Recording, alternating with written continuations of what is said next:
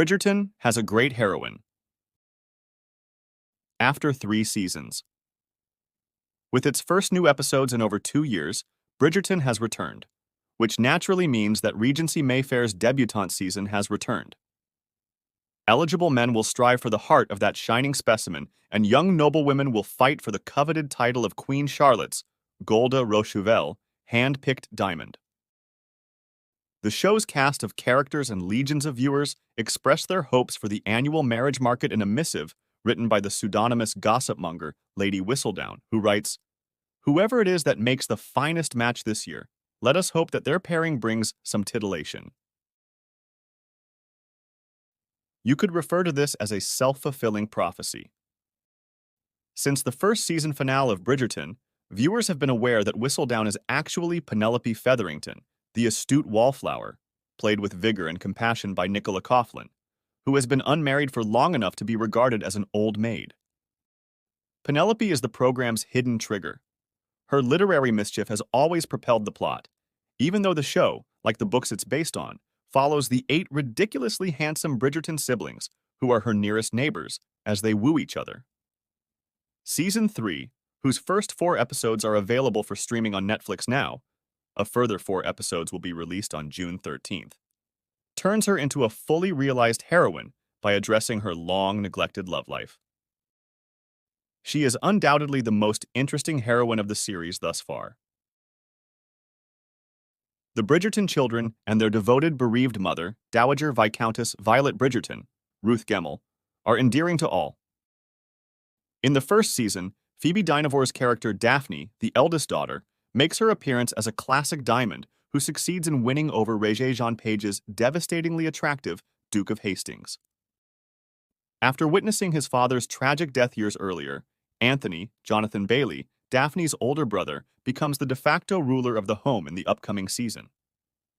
Duty-driven and keen to find a deserving viscountess, he pursues Edwina Sharma, Charithra Chandran, the season's shining diamond, but finds himself smitten with her sultry spinster sister, Kate, Simone Ashley.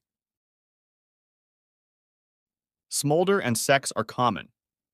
However, in the midst of those cliched fireworks and cliches like the love triangle, lovers turning into rivals, and the fictitious connection that becomes real, the characters themselves could come across as a little lifeless. One reason Penelope is different is that by the time her romance arc starts underway, we have already spent 2 seasons progressively coming to know her.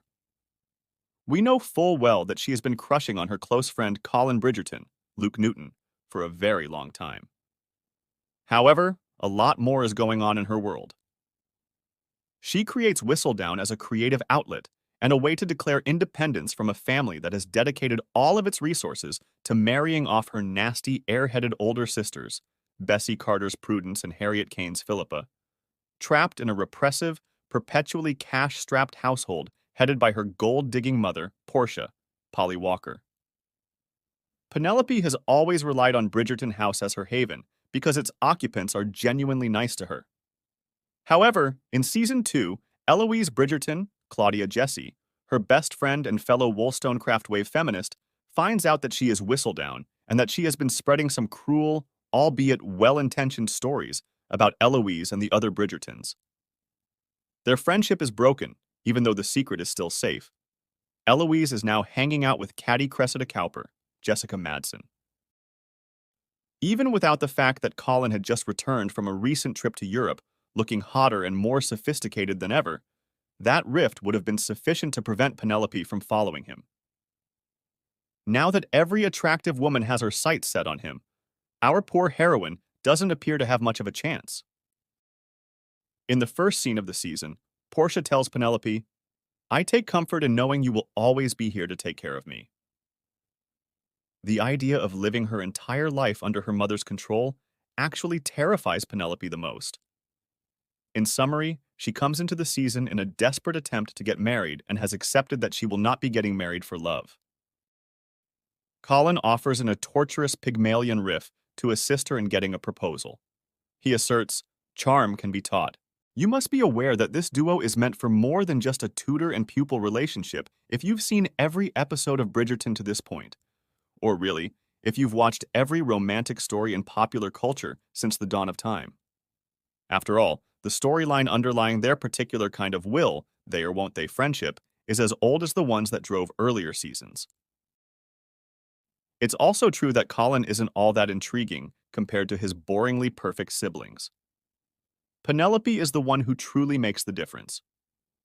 She is the only member of the massive ensemble who seems to have multiple facets, except from Queen Charlotte, whose backstory inspired a Bridgerton spin-off of the same name. Her alter identity is fascinating, however publishing it will take some cleverness.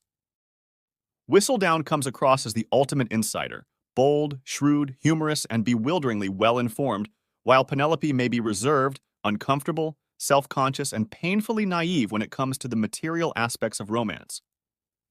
Even the Queen's adversary views the latter as a threat, yet it frequently appears as though the woman hiding behind the nom de plume is not seen at all. Penelope, akin to Jane Austen, is imagining a life beyond the drawing room of her family.